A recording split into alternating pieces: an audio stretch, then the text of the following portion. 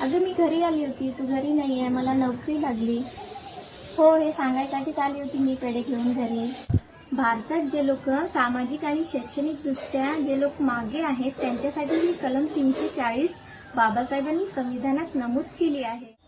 राष्ट्रपतीला जेव्हा जेव्हा वाटेल तेव्हा तेव्हा ते एक कमिटी नेमून त्यांचा आढावा घेत जाईल आणि समाजाची परिस्थिती समजून घेण्याचा प्रयत्न करतील.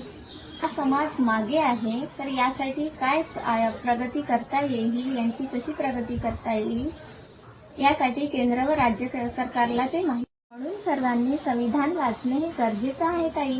मला नोकरी लागली अशा माझ्यासारख्या कित्येक ओबीसी बांधवांना आज नोकरी लागलेली आहे. उच्च पदावर डॉक्टर, इंजिनियर, कलेक्टर आणि तसेच राष्ट्रपती आणि प्रधानमंत्री सुद्धा बनलेले आहेत.